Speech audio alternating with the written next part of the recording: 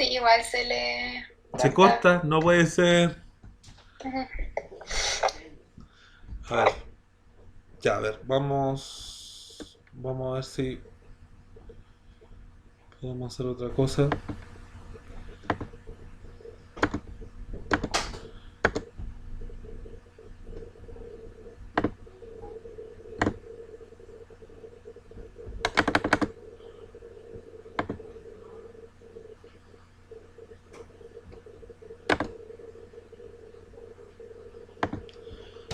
Ya, estaba hablando de la fusión nuclear, que es lo que ocurre en el Sol. ¿Ya? Por favor me avisan si no se entiende nada, porque si ya esto sigue, voy a tener que ver qué podemos hacer, porque ustedes no me pueden seguir escuchando cortado. No es la idea. Ya, así que me indican si se corta Se nuevamente. cortó, ¿Se cortó? sí. A ver. A ver. Mm, voy a ver si puedo entrar por mi celular. A ver. Espérenme un segundito, jóvenes. Que esta asunto que es la primera vez que me pasa. Algo le está pasando a mi internet. Espérenme un minutito, por favor.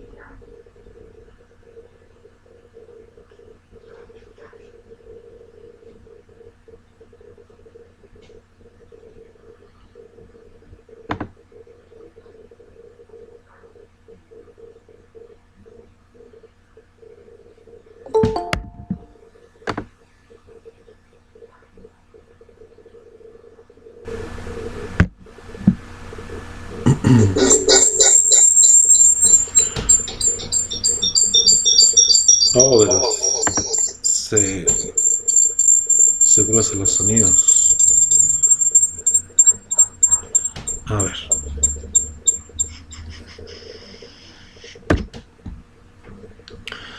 Jóvenes, ¿me escuchan por acá?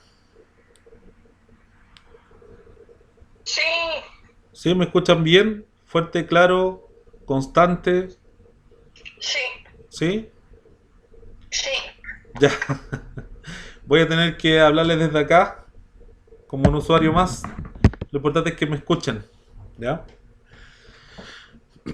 Bien, ahora sí podemos seguir entonces. Ya.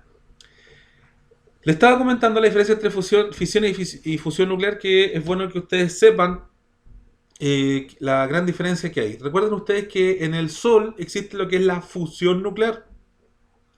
Fusión, que es la mezcla de dos átomos de hidrógeno que forman uno de helio. Y eso se propaga en forma de plasma, de calor. Recuerden que el plasma no tiene nada que ver con el fuego, porque el fuego no se puede propagar por el vacío. ¿Ya? Por lo tanto, el Sol es una bola de plasma, no es una bola de fuego. Cuidado ahí con las ideas terraplanistas. ¿Ya?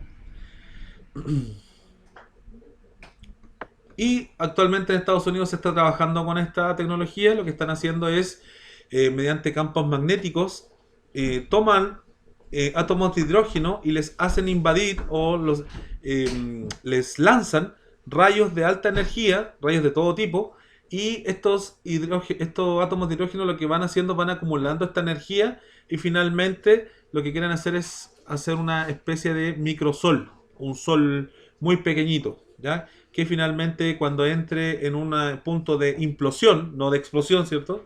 Sino que están buscando ellos la implosión, finalmente en ese momento comienza a emitir calor, como el sol, ¿ya? Eso es lo que se está haciendo el día de hoy. Ya, me escucharon bien todo lo que, toda la última día, ¿cierto? sí, Perfecto.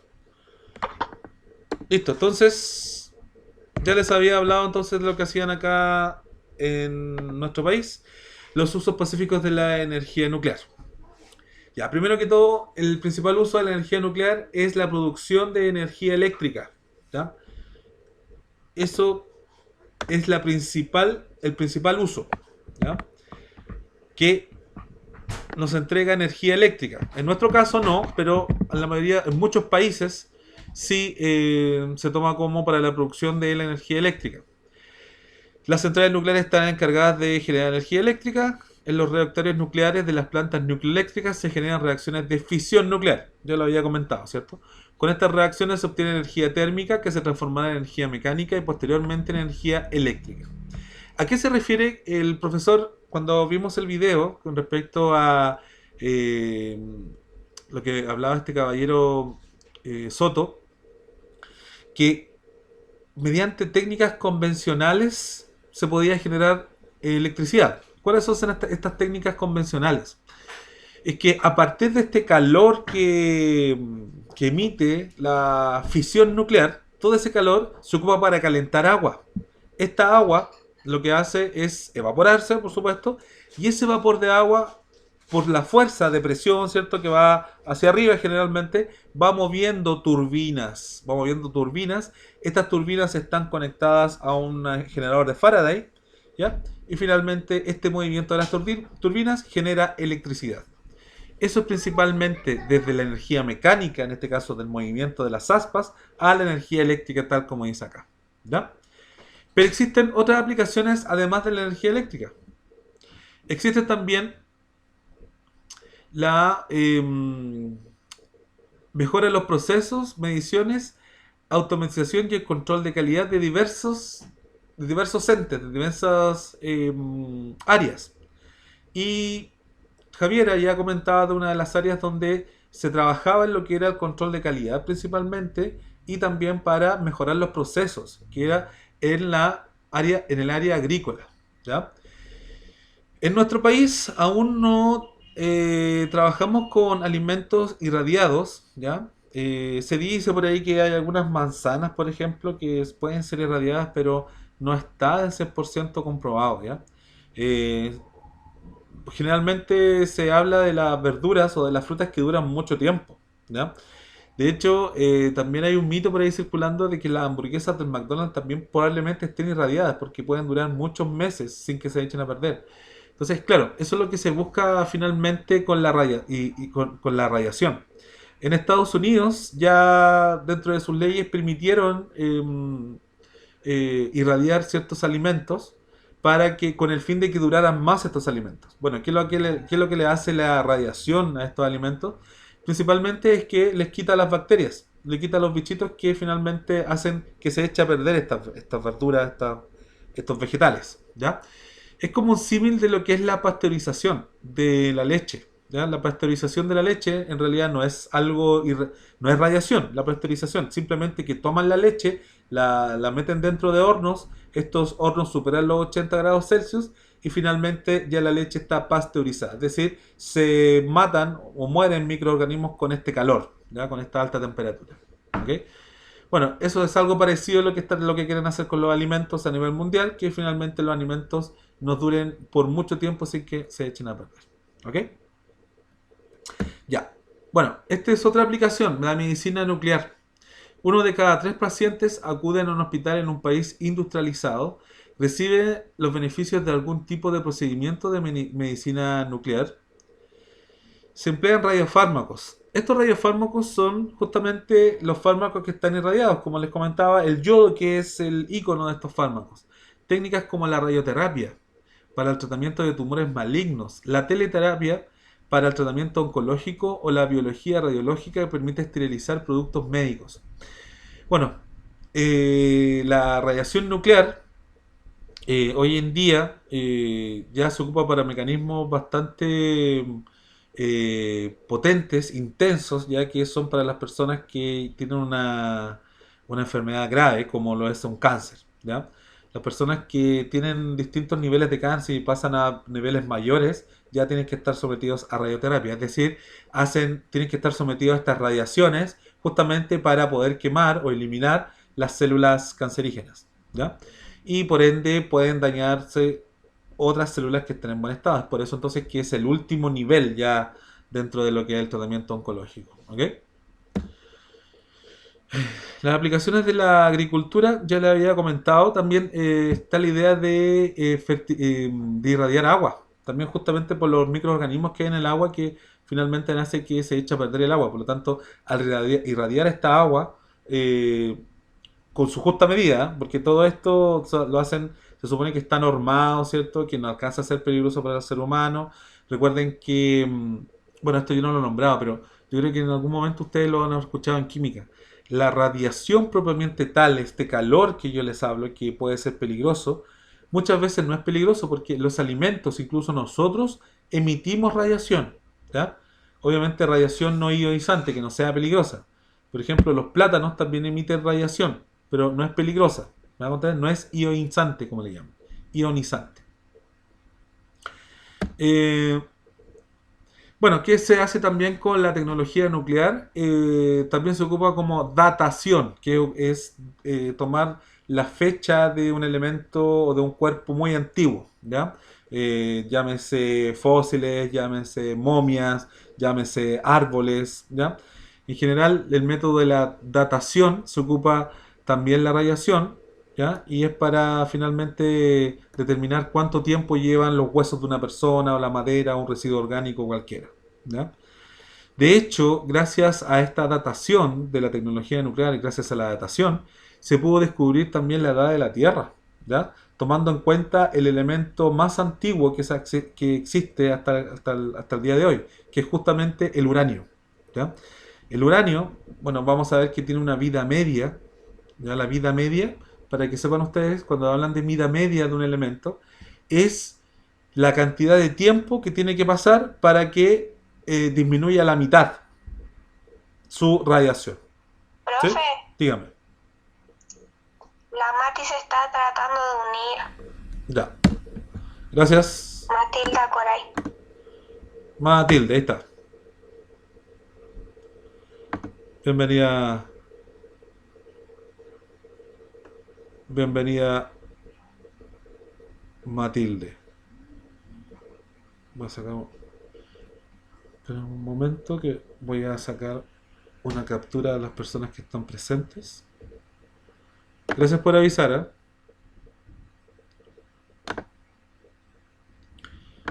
Voy a sacar una captura de las que están presentes. Esperen un segundito.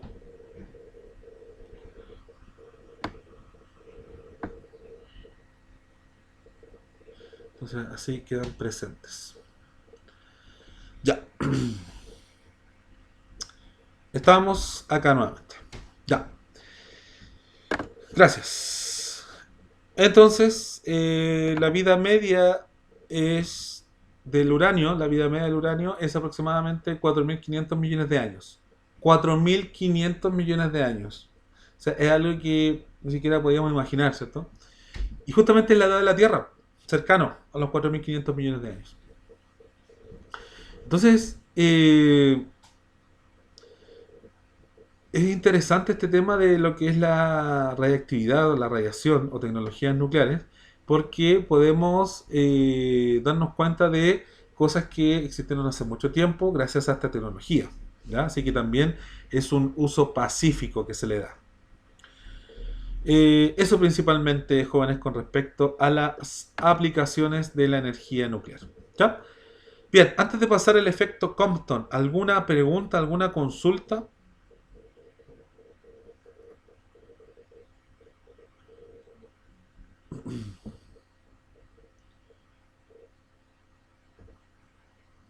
¿Todo ok?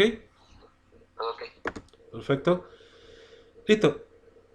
Las personas que todavía no me envían el trabajo todavía tienen tiempo, así que no se alteren, no se pongan nerviosos, nerviosas, ya todavía tienen tiempo, pueden mandármelo en realidad cuando ustedes puedan en realidad, ¿ya? Así que ya las demás personas, gracias por enviarlo, ¿ya? pero las personas que aún les falta, recuerden, siempre dentro de su capacidad, dentro de su tiempo, ¿ya? Recuerden que estamos en un contexto de confinamiento y por ende un régimen flexible. Bien, partimos entonces con efecto Compton. Efecto Compton, que ya nos estamos acercando casi al final de la unidad 0. Para las personas que llegaron un poquito más tarde, al inicio de la clase les estaba comentando de que nosotros todavía estamos en la unidad 0, todavía no podemos partir con la unidad 1 de termodinámica, ¿ya? Así que yo espero esta clase y la siguiente ya terminar con la unidad 0 y ya vamos a empezar con la unidad que corresponde a termodinámica, que tiene que ver con los gases ideales, ¿ya? Con el calor probablemente tal. Termodinámica viene de calor, ¿ya? Así que espero ponerme al día de aquí a la próxima clase. Bien, consulta, ¿tenemos recreo ahora?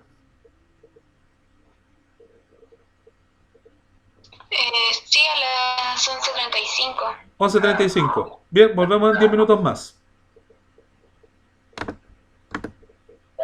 Ok, De ahí nos paramos hasta pasadita a la 1. Bien, nos vemos en 10 minutitos. Que estén bien. igual, profe. Gracias. A tomarse un cafecito, un pancito, una galletita, quién sabe. O simplemente a descansar. Profe, ¿qué hora empieza después? A las 11:47. Ya, gracias. Listo, de nada. Chao, chao.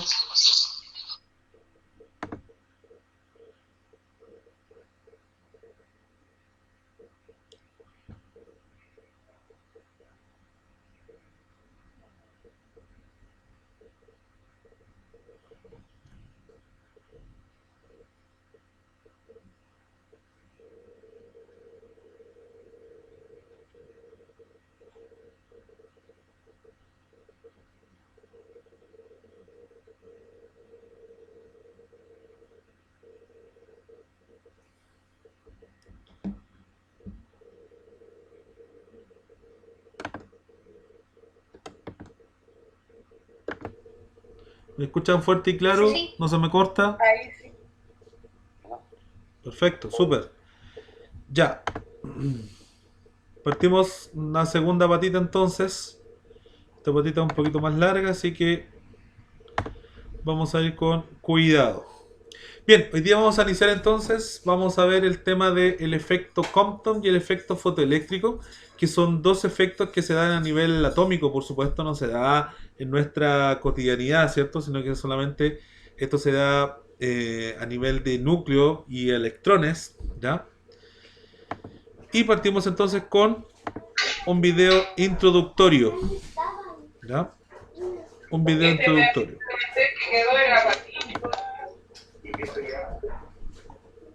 Gracias. Vamos con el video.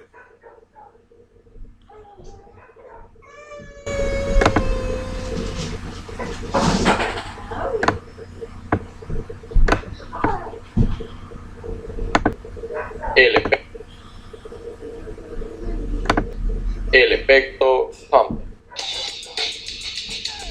¿Alguna vez te has preguntado qué pasaría si incides un haz de rayos X en algún elemento ligero? Probablemente no, pero en el siglo XX esto era una cuestión importante para la comunidad científica. El hombre que resolvió esto fue Arthur Compton en 1923. Antes de él existía una teoría clásica basada en la electrodinámica, propuesta por Thomson, la cual decía que todos los rayos afectaban a todos los electrones del medio y que la energía liberada era independiente a la longitud de onda incidente. Esto se cumplía para rayos X débiles, pero al trabajar con rayos X fuertes, los experimentos no concordaban con la teoría. La explicación que se propuso fue que existía una interferencia entre los rayos dispersados por el electrón. Esto suponía que el electrón debía cambiar su tamaño dependiendo de los rayos que incidieran, lo cual es una teoría difícil de defender. Lo que hizo Compton fue abarcar el problema desde el punto de vista cuántico, donde suponía que cualquier cuanto particular de rayos X no es dispersado por todos los electrones del medio, sino que gasta toda su energía en un solo electrón. El electrón a su vez dispersa el rayo en una dirección definida. A consecuencia de esto, el electrón sale disparado con un momento igual al cambio del momento del rayo X. La fórmula que propuso fue la siguiente, donde lambda 0 es la longitud de onda del rayo incidente, lambda teta la longitud de onda del rayo refractado, y teta es el ángulo entre la proyección de la onda incidente y la onda refractada. Una prueba cuantitativa de la exactitud de esta ecuación se demuestra cuando rayos X de molibdeno son dispersados por grafito. El rayo incidente tiene una longitud de onda de 0.708 Armstrong, mientras que el rayo dispersado tiene una longitud de 0.730 Armstrong. Experimentalmente, se tiene una diferencia en las longitudes de onda de 0.022, comparándolo con el resultado teórico de 0.024, lo cual concuerda satisfactoriamente. En ese entonces, los electrones que salían disparados en el proceso de dispersión no habían sido observados. Esto probablemente se deba a que su número y velocidad es usualmente pequeño comparado con el número y velocidad de los fotoelectrones expulsados como resultado de la absorción fluorescente. Pero se sabía que la diferencia de momentos entre el rayo incidente y el rayo dispersado debía ser el momento del electrón expulsado. Con esta teoría cuántica se explica satisfactoriamente el cambio en la longitud de onda debido a la dispersión, la cual se había dejado de fuera con la hipótesis del electrón grande. Esto fue gracias a que se consideró el rayo incidente como una partícula. También involucra que los cuantos de radiación son recibidos desde una dirección definida y son dispersados en una dirección definida.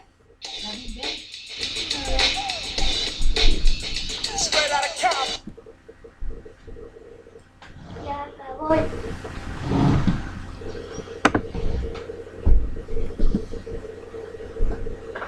Ok. Ya vimos este efecto, entonces que en realidad no es tan fácil de entender, no es tan trivial, ¿cierto? Por lo tanto vamos a tener que ir con cuidaditos. ¿Ya? Vamos a ver entonces qué es lo que es el efecto Compton. ¿Ya? Este es un efecto que Arthur Compton en 1923, ¿ya?, confirmó experimentalmente. Y era lo siguiente: en esa época se pensaba que todas las radiaciones que yo emitía a ciertos átomos, en este caso de carbono, por ejemplo, lo que iba a pasar es que como estos rayos, luz o rayos X, eran ondas, ¿cierto? Se propagaban en forma ondulatoria. Lo que se pensaba en ese entonces es que los electrones de los átomos iban a ganar energía haciéndose más grandes, ¿ya? Eso principalmente era la gran disyuntiva o la gran idea que había en ese entonces. Pero Compton se dio cuenta de algo un poquito distinto, porque en realidad él decía que no.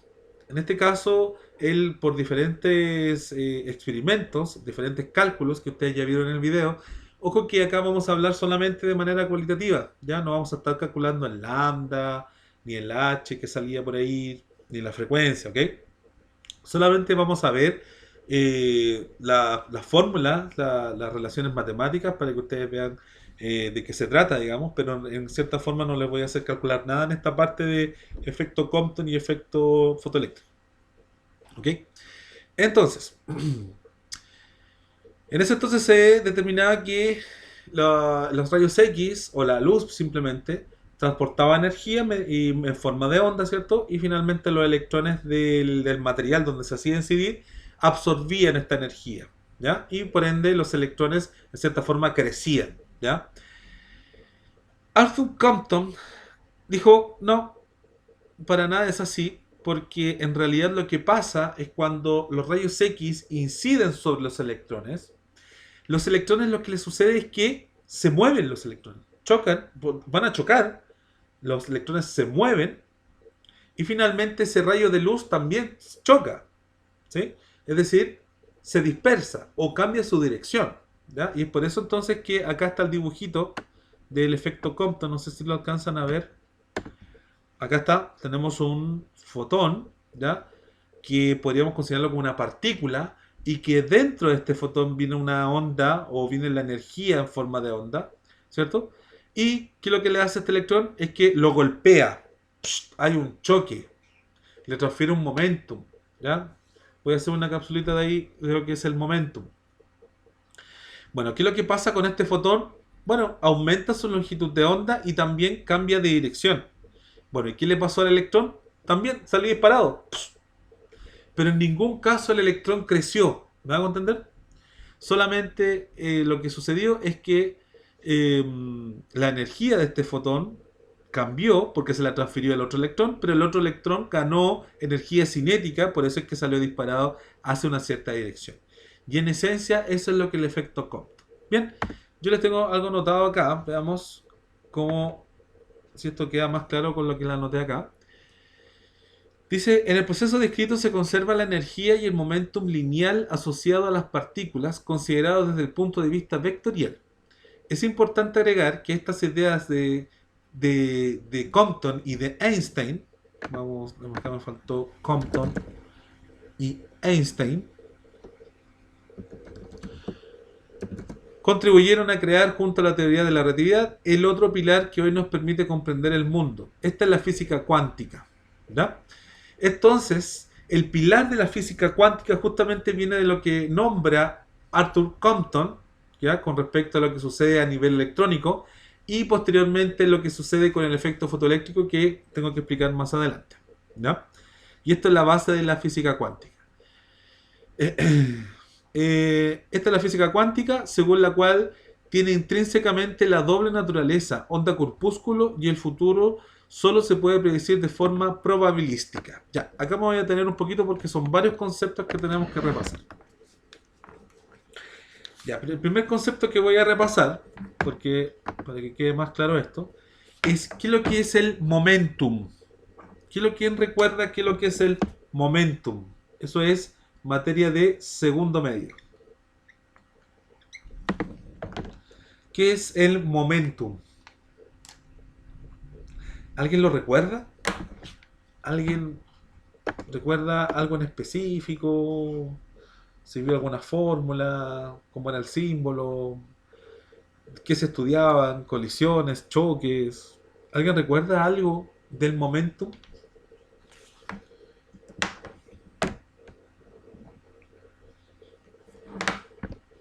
¿No?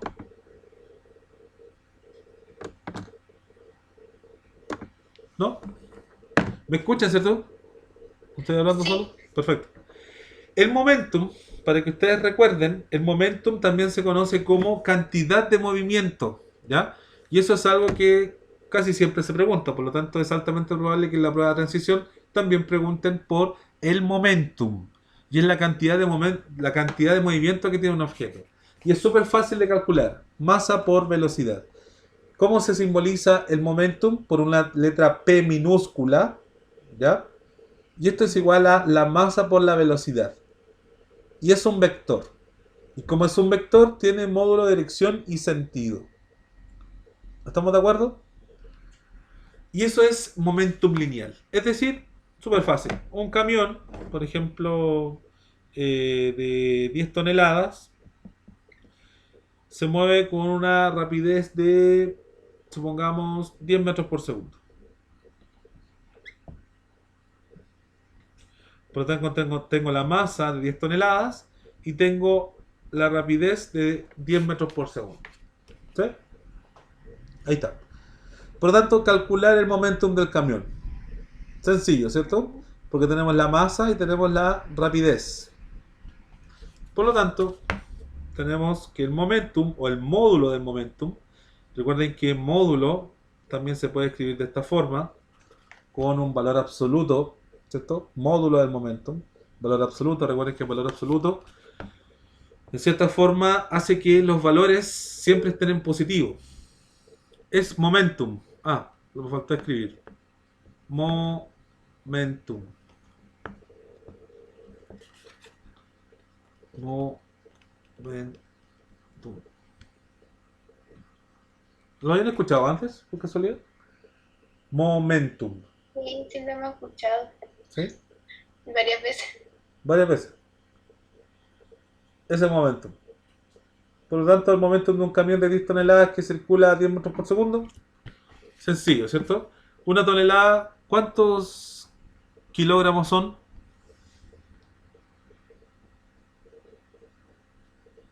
Y lo escribí Camila.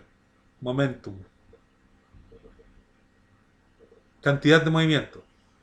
Esto también se conoce como cantidad de movimiento.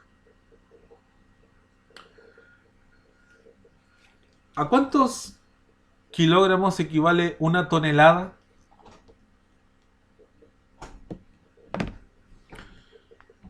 A 907.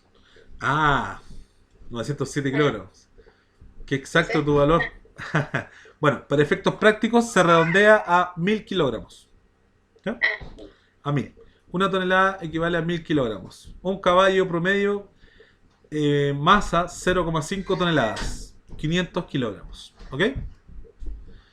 Así que ese es el valor que vamos a manejar. En general se maneja ese valor en el colegio, en cualquier prueba estandarizada, incluso la prueba de transición que se les viene a ustedes, que no se sabe cómo va a ser esa prueba, pero de cierta forma tienen que darle igual. Bien, entonces tenemos un camión de 10 toneladas, es decir, de 10.000 kilogramos. Por lo tanto, tenemos la masa 10.000 por la rapidez que vale 10. Por lo tanto, tenemos 5 ceros. Kilogramos metro por segundo. Y ese es el módulo del momentum del camión.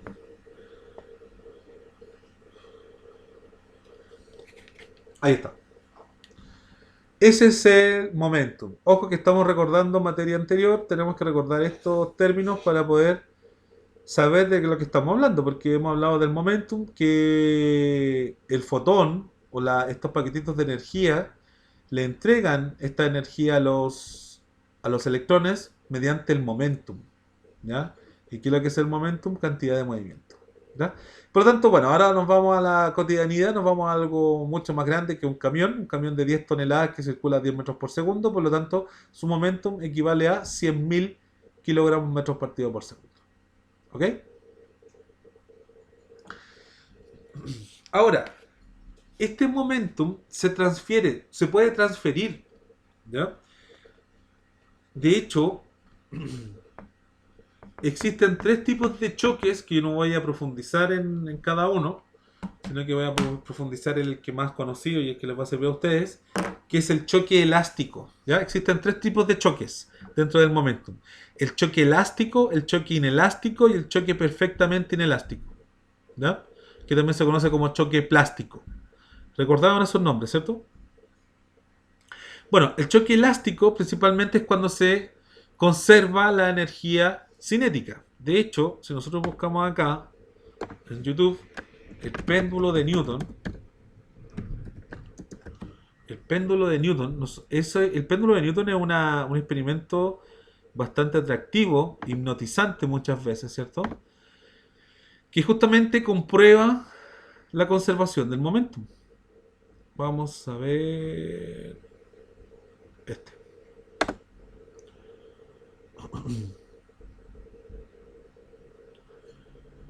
De hecho, en el Museo de Ciencia y Tecnología, que queda en el parque, en el metro Quinta Normal, a la entrada, en el hall, hay un péndulo de Newton gigante donde usted puede jugar con estas bolitas. ¿Sí?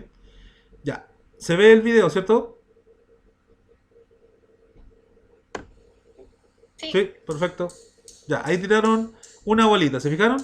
Vamos de nuevo. Están todas en equilibrio, ¿cierto? Toman una bolita, la sueltan y lo que está haciendo es que esa bolita transfirió momentum, transfirió energía a las otras. Finalmente la última salió con esa energía. Vamos de nuevo. ¿Sí? Por lo tanto, al mantener, ¿cierto? Al entregar energía, en este caso le vamos a entregar energía potencial gravitatoria porque lo estamos levantando, ¿cierto? Y al dejarlo caer, esa energía se transforma en energía cinética, golpea la primera bolita y esa energía se transfiere hasta la última bolita. Esta bolita no tiene a quién golpear, por lo tanto sale disparada con la energía con que venía la primera bolita. Eso es transferencia de energía o transferencia de momento. Por ende, si levantamos dos bolitas, ¿cuántas bolitas tendrían que salir? Dos también. Porque es la transferencia de energía de dos bolitas. La transferencia de momentum de dos bolitas. Ahí de nuevo. ¿Sí? Y ahora si tomamos tres, ¿cuántas bolitas van a salir? No sé. Ah, está difícil eso, ¿eh? La duda. Pueden salir las dos, pueden salir otro número. No sé. ¿Alguien? ¿Otra persona? Que diga un numerito. Déjame dos. 2. Si levanto 3, van a salir 3, por supuesto. Vamos de nuevo. Si se levantan 3. Ah, no, acá no lo levantó de nuevo. Acá. Ahí levantó 2. Oh. Ahí levantó 2, salen 2.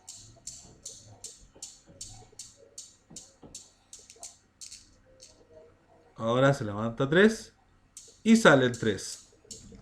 Y eso es conservación del momento. ¿Ya? Que tiene que ver también con la conservación de la energía.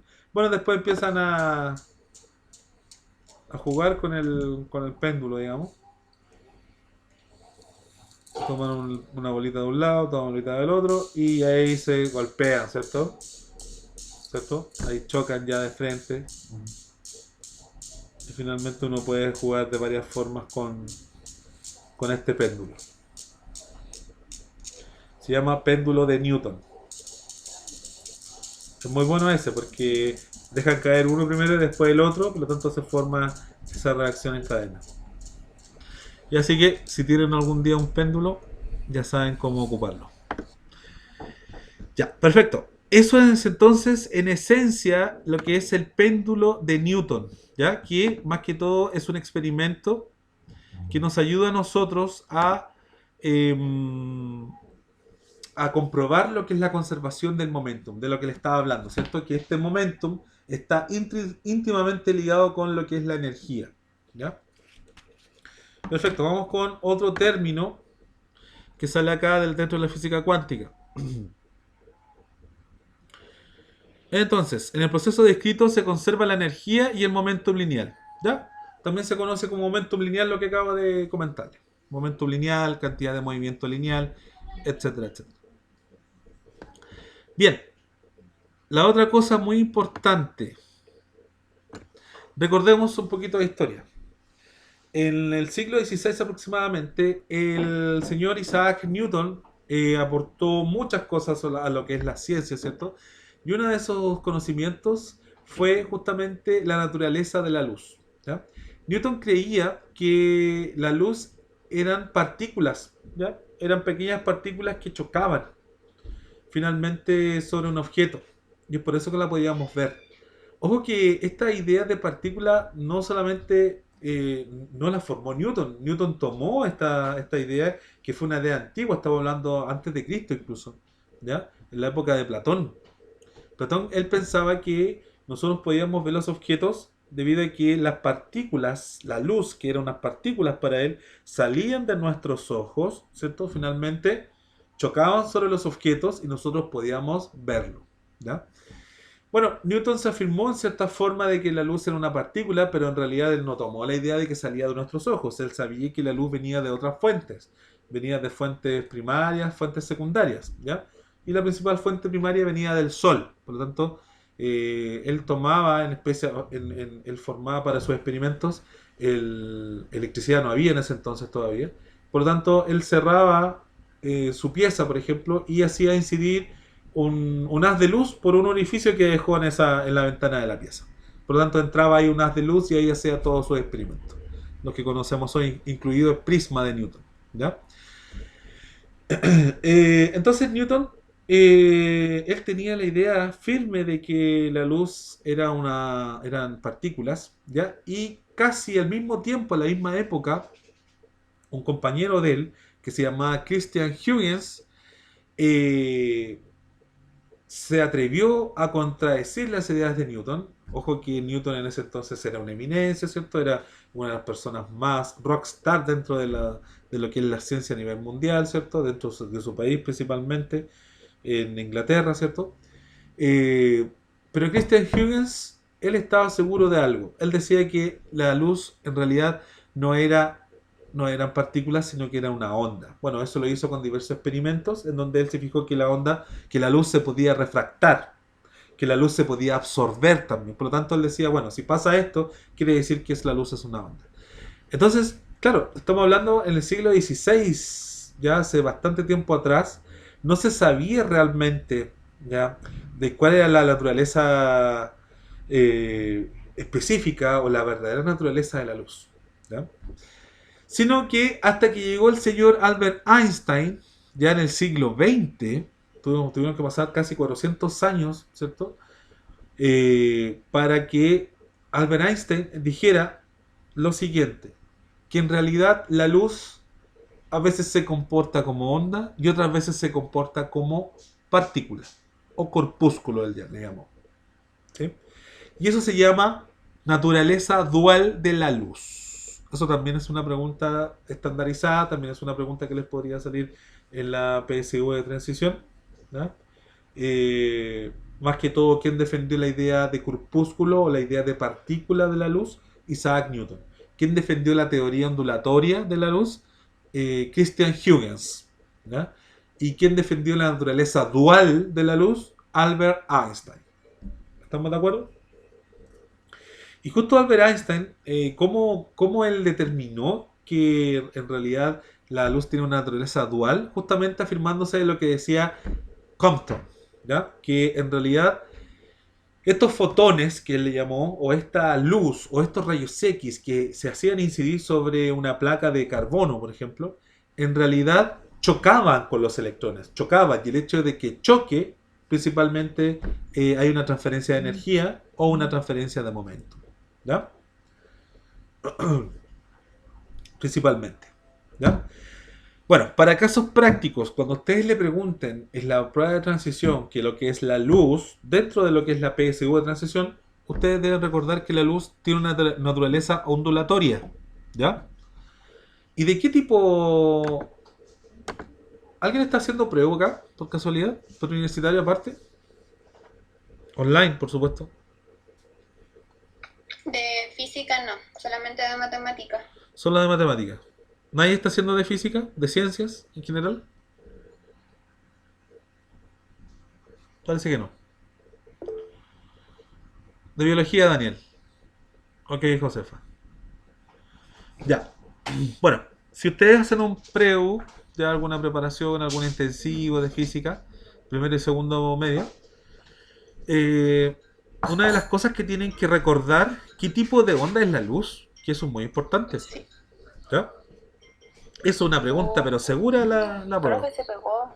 Se pegó de nuevo, no le puedo creer. Sí, no se alcanzó a escuchar lo que dijo. Ya. Espérame un poquito. Espérame 15 segundos. Vengo enseguida. Ya.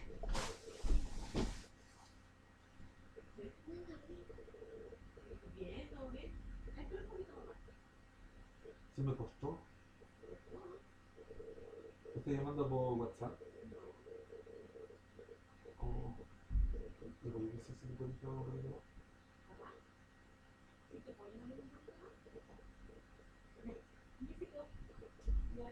Oye, sí, ¿qué pasó? Deja la puerta ahí, seguro. Sí, al otro día.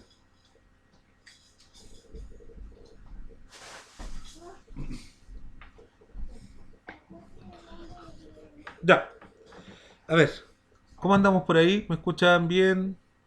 ¿Me escuchan bien lo que estoy hablando? Estaba hablando sobre la naturaleza de la luz. Sí, ahí sí. ¿Sí? Hasta el momento. Hasta el momento, ya.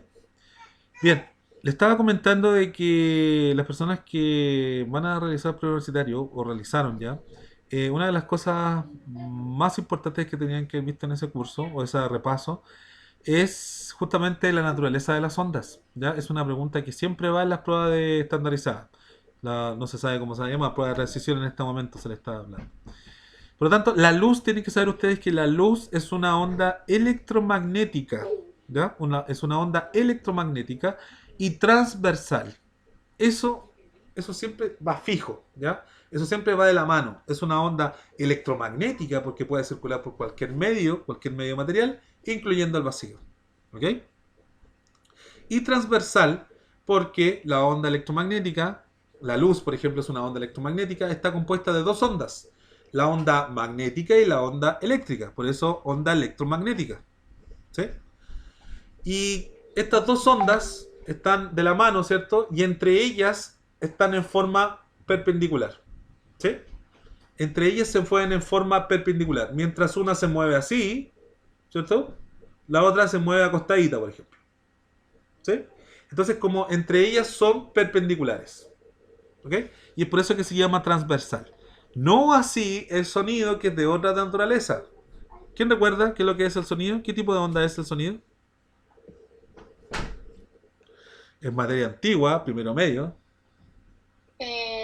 Por lo que me acuerdo, es una onda que necesita de un medio para trasladarse, o es como algo así muy gordo. Justamente, necesita un medio para propagarse, justamente. De hecho, si habláramos a la luna, tratáramos de hablar a la luna, ustedes no escucharían, no nos escucharíamos entre nosotros. Porque como no hay aire, la luna no tiene atmósfera, estaríamos hablando y finalmente no se escucharía nada porque el sonido no es capaz de propagarse. ¿Me hago entender? Por el vacío. Bueno, el sonido es una onda mecánica y longitudinal, para que sepan. ¿Ya? Todas estas cositas que estamos hablando aparte, que estamos recordando, es bueno que vayan tomando apuntes porque la mente es frágil. Así que si lo anotan, también está estudiado de que finalmente los que tienen memoria fotográfica, ¿cierto? Se les queda simplemente recordando la forma en cómo la escribió, ¿ya? Así que es bueno que escriban las cosas, ¿ya? Es por eso que también se dice que hacer torpedos en una prueba también es tan bueno, porque muchas veces esos torpedos, o en algunas veces esos torpedos no se usan, y algunas personas se acuerdan de lo que escribieron en el torpedo. ¿Sí? Es como que hicieron cierto estudio, digamos, mente fotográfica, ¿ya? Eso principalmente. Por lo tanto, para efectos de prueba de transición o PSU, la luz es una onda electromagnética y transversal, y el sonido es una onda mecánica y longitudinal, ¿ya? Volvamos a nuestro tema de efecto Compton. ¿Alguna pregunta hasta acá, jóvenes? ¿Dudas? ¿Consultas?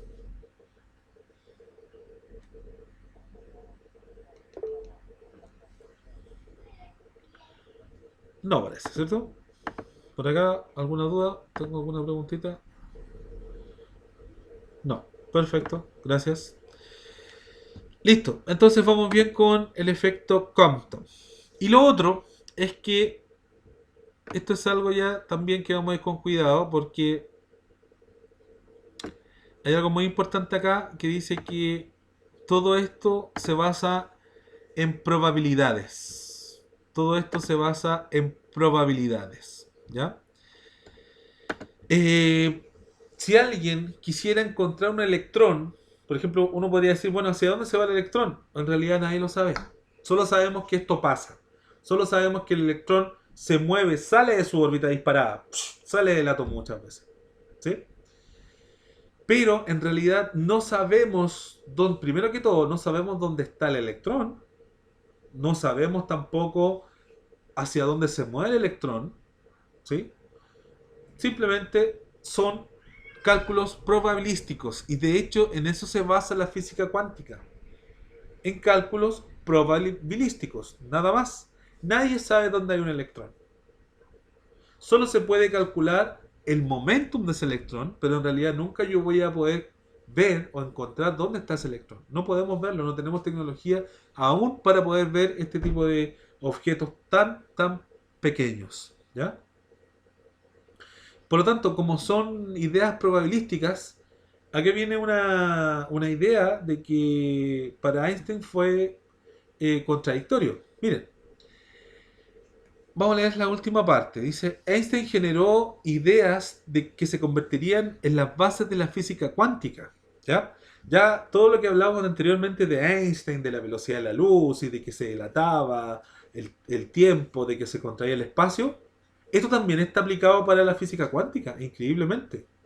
¿Por qué? Porque estas partículas, que son a pesar muy pequeñas, son muy pequeñitas, se mueven a velocidades altísimas, cercanas a la luz. Y es por eso entonces que ellos tienen también efectos relativistas, ¿ya? Por lo tanto, Einstein nunca creyó que se trataba de una teoría definitiva. Él solamente creyó que era parte de una teoría, ¿ya? Y con la célebre frase de que Dios no juega a los dados, Einstein expresa su opinión contraria al componente probabilístico de la teoría que nacía. Es decir, a pesar de que él formó las bases también junto con Compton, ¿cierto? Y otros científicos, las bases de la física cuántica, él decía de que Dios no juega a los dados, en cierta forma, estando contra la idea de que todo esto eran cálculos probabilísticos, de que probablemente el electrón tenga esta energía, probablemente el electrón esté acá, ¿sí? Recuerden que estos grandes científicos siempre trataban de buscar algo que explicara todo, ¿ya? Los científicos en general buscan las fórmulas o las leyes que traten siempre de predecir lo que va a pasar, ¿ya? Por lo tanto, Einstein estaba con esa idea, ¿ya? De hecho, más adelante cuando hablemos de la relatividad general, ¿ya? La relatividad general, uno de sus grandes errores, digamos, de la relatividad general, que en ciertas palabras, les voy a explicar con breves palabras qué es lo que es la relatividad general. La relatividad general tiene que ver con la gravedad que hay en el espacio-tiempo, la gravedad que hay en el universo. Tiene que ver también con la expansión del universo, ¿ya? Para Einstein el universo era estático, no se movía el universo, ¿ya? Y eso fue, y él dice que fue mi mayor error, dijo Einstein, ¿ya? ¿Por qué? Porque él quería buscar una ley que predijera todo. Para él todo era estático, para poder calcularlo, ¿cierto? Algo que se movía, efectivamente era muy difícil de calcularlo. Entonces, ahí ya Einstein, cuando llegó a una edad bastante avanzada, ya él determinó que en realidad él estaba equivocado con lo que había dicho, ¿ya? Y en realidad se comprobó que en realidad el universo no está estático, sino que está constantemente moviéndose, expandiéndose. Pero bueno, eso lo vamos a ver en relatividad general, ¿ya? Así que, a pesar de que Einstein estudió mucho lo que es los elementos cotidianos, ¿cierto? Cómo podría ir un vehículo o una bicicleta a una velocidad alta y qué es lo que pasaba con los espacios con el tiempo. Esto también es aplicable a elementos muy pequeños como los átomos, como los electrones, ¿cierto? Como los fotones. Todos estos datos de la relatividad especial, ¿ya? Bien.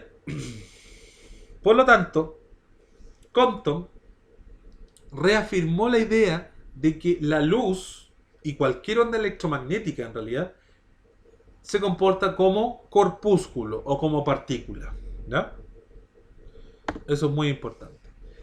Y por lo mismo, Albert Einstein, como ya a él le intrigó mucho lo que era el efecto fotoeléctrico, ojo que Albert Einstein no descubrió el efecto fotoeléctrico, no lo descubrió, sino que él lo explicó. Anteriormente, en 1885, Heinrich Hertz, la misma unidad de la frecuencia, ¿cierto? Heinrich Hertz descubrió este efecto fotoeléctrico, pero él no sabía explicarlo. ¿Y quién lo explicó posteriormente, después de 1900? Fue Albert Einstein. Y gracias a este efecto fotoeléctrico, la explicación del efecto fotoeléctrico, Albert Einstein se ganó el Nobel, ¿sí? Albert Einstein se le debe el Nobel por haber hecho su teoría general, digamos, ¿ya? Pero bueno, por lo menos tuvo un Nobel, ¿cierto? Y fue por la explicación del efecto fotoeléctrico. Vamos a ver entonces cómo lo explicó. Es la emisión de electrones de un metal cuando se hace incidir sobre él una radiación electromagnética, luz visible o ultravioleta, en general. En simples palabras, él se dio cuenta que al tomar una placa de un cierto metal, X, ¿ya? Y al hacer incidir una radiación electromagnética, ya sea luz visible, ultravioleta, rayos X, él se dio cuenta que, tomando la idea de Compton, que los electrones cambiaban su dirección y además los electrones podían pasar de un átomo a otro, ¿sí? Por lo tanto, él descubrió que este movimiento de electrones, al hacer incidir una luz, ese movimiento de electrones genera una corriente eléctrica. Las personas que están en el otro curso de física, ¿cierto? Ya probablemente estén en lo que es la corriente eléctrica. La corriente eléctrica es movimiento de cargas, movimiento de electrones en un determinado tiempo. Esa es la intensidad de corriente eléctrica. Entonces, Albert Einstein descubrió, o explicó más que todo, explicó lo que sucedía con este efecto. Y este efecto se llama efecto fotoeléctrico. Es decir, a partir de la emisión, ¿cierto?, de un haz de luz, que puede ser ultravioleta o rayos X o luz visible simplemente, los electrones de cierto metal o cierto elemento, ¡pum!, se mueven, saliendo incluso de los átomos y pasando al otro. Finalmente ese movimiento de electrones es la corriente eléctrica. El efecto fotoeléctrico fue descubierto y descrito por Heinrich Hertz en 1885. Había yo leído. Y al observar que el arco que salta entre dos electrodos conectados a alta tensión alcanza distintas distancias mayores cuando se ilumina con luz ultravioleta que cuando se deja en la oscuridad. Ya, entonces, lo que descubrió Heinrich Hertz, que al hacer incidir luz, ¿cierto?, sobre una placa X de metal, se dio cuenta que el electrón se abría más su arco, el ángulo de refracción, podríamos decir, el ángulo de dispersión, se abría más cada vez que el rayo de luz tenía más energía. Y por eso entonces que vamos a recordar lo que es el espectro electromagnético, ¿ya? Porque uno podría decir, bueno, pero ¿con qué luz se angulaba más? Miren, recordemos lo que era el efecto Compton. A partir de un fotón, recuerden que en este punto ya le llaman fotón, que son partículas que llevan energía, o corpúsculos. Lo hizo primero con rayos X, pero también se puede hacer con luz visible, también se puede hacer con ultravioleta. Y se fijó que ese ángulo cambiaba, este ángulo de dispersión, ¿sí? Y este ángulo también, el ángulo con que sale el electrón también cambiaba. Y este ángulo iba a ser más grande a medida que iba aumentando la energía de la luz, de la radiación. Y es por eso entonces que tenemos que recordar cuáles son las luces o las radiaciones más potentes, las que tienen más energía. Y para esto entonces vamos a recordar lo que es el espectro electromagnético.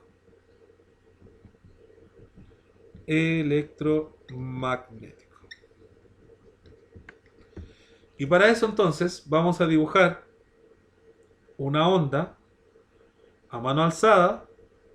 Ustedes pueden dibujar una onda a mano alzada, en donde claramente se vea por un lado. A ver, voy a colocar la cámara porque en este momento no me estoy viendo. Aquí.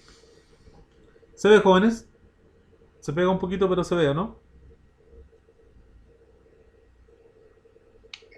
Sí se ve, pero en el cuadrito chiquito. ¿El cuadrito chiquito? Sí se ve. Tenés que fijarla, Javi. Gracias. Ya. Ahí está. Tenemos una onda en donde claramente por un lado hay una longitud de onda mayor y por el otro lado hay menor longitud de onda. ¿Sí? Espectro electromagnético. ¿Dónde tengo mayor longitud de onda? ¿Aquí? ¿O aquí? ¿Aquí? ¿O aquí? ¿Dónde tengo mayor longitud de onda? ¿A la derecha? ¿Acá? No. Acá. Sí. ¿Todos de acuerdo? ¿Dónde hay mayor longitud de onda? Era la pregunta. ¿Acá o acá? Uy, se pega esto. Ya. Ojo. No, al otro lado. Ojo, ojo. Acá tenemos una onda más separada. Eso implica que tiene mayor longitud de onda. En cambio aquí, como tenemos ondas más pegadas, tenemos longitudes de onda chiquitito. ¿Ya? ¿Qué es lo que es una longitud de onda? La longitud de onda es esto.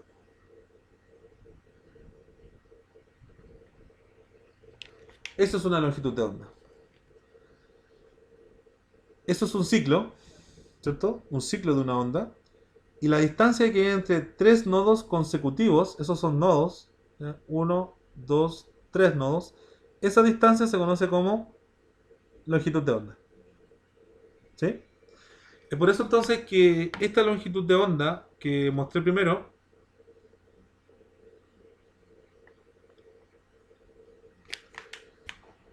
esta longitud de onda que está acá es mayor que esta longitud de onda que está acá, porque fíjense que la distancia que hay entre tres nodos consecutivos es más pequeña.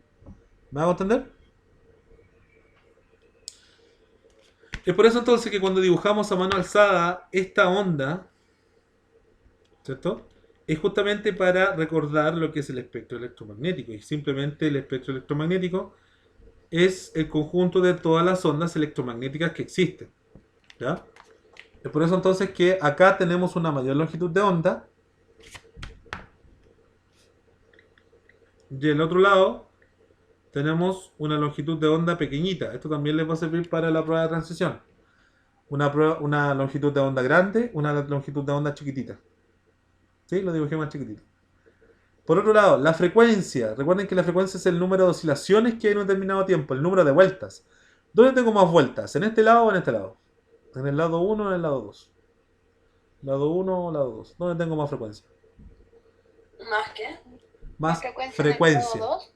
¿En el 2? En el 2, ¿cierto? Porque tengo más ciclos. Por lo tanto, acá tengo una mayor frecuencia. En cambio, aquí tengo una frecuencia chiquitita, ¿cierto? Acá tengo una frecuencia pequeñita y acá tengo una mayor frecuencia. ¿Qué creen ustedes con respecto a la energía? ¿Qué ondas tendrán más energías? ¿Las que están en la parte 1 o en la parte 2?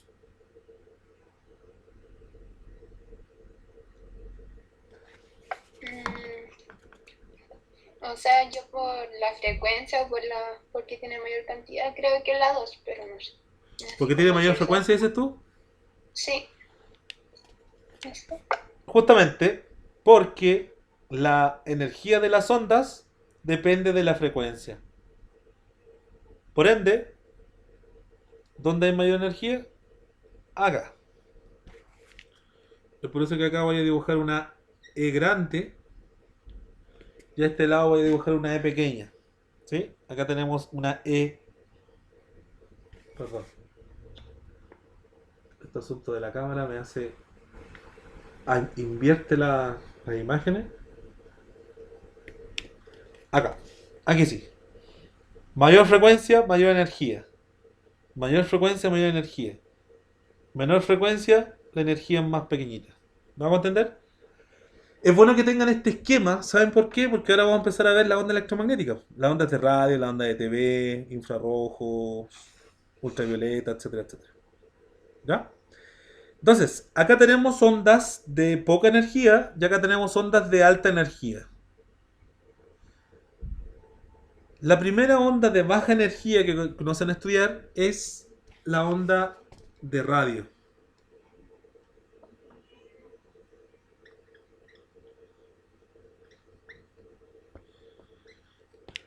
La onda de radio. La onda de radio. Después la onda de TV. Después, ¿cuál viene? Las ondas microondas. Y después el infrarrojo.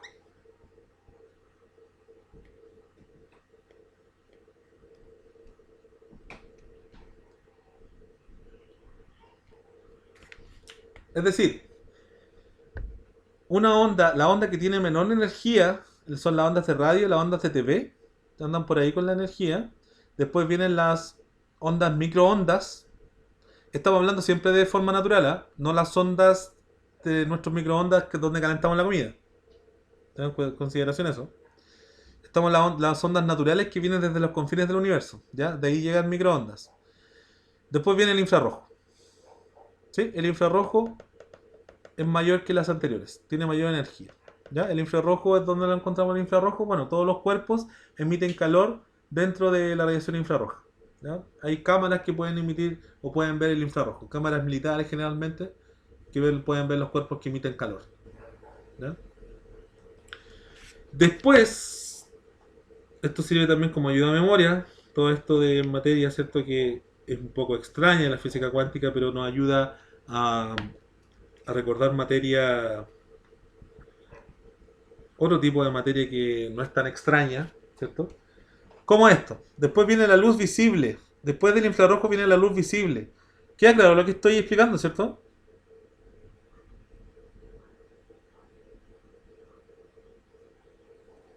Sí, ¿Sí? ya lo entiendo. Ya, tenemos entonces ondas mocoenergéticas, ondas de radio, TV, microondas, infrarrojo. Después de estas ondas viene un intervalo muy chiquitito que es la luz visible. Y es la combinación de los 6 colores del arco iris, que va desde el rojo al violeta. Desde el rojo al violeta. ¿Sí? Esa es la luz visible. La luz visible, acá vamos a tener entonces un conjunto de luces visibles que van desde el rojo al violeta. Siendo el color más energético, por ahí les traigo una pregunta, ¿cuál es el color con más energía? Es el violeta. ¿Por qué? Porque está más hacia el lado de donde están las ondas más energéticas. Tiene más frecuencia. ¿Me hago entender? Ya. Después del espectro visible vienen las ondas más energéticas y por ende las ondas que son ionizantes, es decir, que pueden cambiar en cierta forma la estructura de nuestras células, ¿ya? Es decir, ondas peligrosas. Después de las ondas visibles, ¿cierto? Vamos a dejar acá una división. Vienen los rayos UV. Después vienen los rayos UV, altamente energéticos, ¿cierto? Mucho más energético que la luz visible, con alta frecuencia, ¿cierto? Generalmente los rayos ultravioleta se encuentran en el sol, vienen desde el sol, y también estas personas que soldan, los soldadores, ¿cierto? Que ocupan estas máquinas para derretir el metal y finalmente soldar otros metales, ¿cierto? También emiten esa luz visible combinada con luz ultravioleta. ¿Sí? Bueno, después viene una onda más energética aún, que son los rayos X. ¿Ya? Los rayos X. Rayos X, descubierta por William Röntgen. Y cuando se descubrió en realidad no se sabía qué lo que era, por eso es que le pusieron X, entonces sabía qué lo que era. Actualmente se usa para medicina los rayos X, bueno, también se usan para experimentos, para investigaciones. Y altamente energético, también altamente ionizantes, por eso entonces que tenemos que tener cuidado con este tipo de rayos, ¿cierto? Cuando nosotros nos vamos a hacer un examen, el momento, el tiempo que nosotros estamos expuestos a este rayo es mínimo, casi nada, ¿ya? Por lo tanto no alcanza a ser peligroso para nosotros. Pero para personas que están constantemente expuestas para este tipo de radiaciones, claramente que están expuestas, ¿ya? Claramente que están expuestas, así que las personas que quieran trabajar, por ejemplo, con tecnología médica, bueno, ahí les van a enseñar todos los mecanismos que ustedes se pueden proteger de estas radiaciones. Bueno, y finalmente vienen los rayos gamma, los rayos más poderosos de la naturaleza. No se pueden detener con nada, ¿ya? No hay nada que los pueda detener. De hecho, se ha estudiado con hormigones de varios metros y claro, no lo detienen, sino que les disminuye la energía de los rayos gamma, pero igualmente pueden atravesar un hormigón de 3 metros, 4 metros, fácilmente. ¿Sí? Hormigón, imagínense. ¿Dónde se dan los rayos gamma? Se da principalmente en las explosiones de supernovas, ¿ya? Las explosiones de estrellas. También se da en las colisiones de los aceleradores de hadrones. Cuando chocan las partículas, en los reactores nucleares también se dan los rayos gamma, ¿ya? Rayos altamente energéticos y hasta el momento el más energético que se haya estudiado, ¿ya? Es por eso entonces que volviendo a nuestro tema del efecto Compton, ¿ya? El efecto Compton, él determinó, en realidad Heinrich Hertz después se dio cuenta de esto, que entre más energético es el rayo con que se emite, este ángulo es más grande. El alfa y el beta, ese ángulo aumenta más. ¿Sí? ¿Por qué será? Porque tiene mayor energía, porque tiene mayor frecuencia. ¿Estamos de acuerdo? ¿Cómo eso, profe? Heinrich Hertz se dio cuenta de este efecto, el efecto fotoeléctrico, ¿ya? Y se dio cuenta de que donde dice este fotón X, bueno, puede ser un fotón de ultravioleta, puede ser un fotón de luz visible, un fotón de microondas, ¿ya? Puede ser cualquier radiación, ¿ya? Él se dio cuenta de que entre más energético es este rayo, este ángulo, que se llama ángulo de dispersión, el beta, este ángulo con que sale disparado el electrón, ese ángulo va a ser cada vez más grande a medida que este rayo tiene más energía. Es por eso entonces que si le hacían incidir un rayo X, por ejemplo, que es altamente energético, sale con una cierta beta, un cierto beta, por ejemplo, ¿cierto? Pero si les hacen incidir un rayo gamma, que es más energético, bueno, este ángulo beta ya no se va a mantener, sino que va a ser más grande. O sea, el rayo va a estar como por acá más o menos. ¿Sí? Es decir, se van a abrir más las líneas, porque es más energético. ¿Quedó claro eso? Bueno, acá está escrito. Mira, dice, el efecto fotoeléctrico fue descubierto y descrito por Heinrich Hertz en 1885 al observar que el arco, bueno, el arco se refiere acá al ángulo, que salta entre dos electrodos conectados a una alta tensión, alcanza distancias mayores cuando se ilumina con luz ultravioleta que cuando se deja en la oscuridad. Y en realidad se abre más este ángulo cuando se ilumina con luz ultravioleta y por encima de las demás radiaciones también. ¿Ya? Bueno, Heinrich Hertz descubrió este efecto fotoeléctrico, lo describió, ¿cierto? Que ocurría, escribió lo que pasaba, ¿cierto?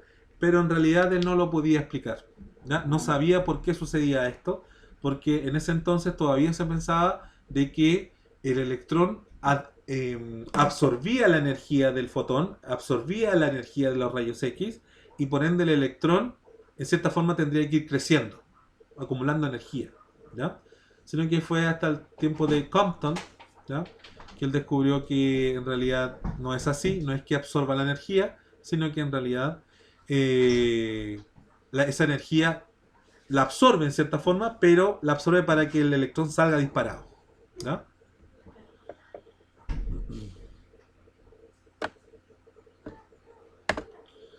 Ahora, Einstein, volviendo al efecto fotoeléctrico, ¿ya?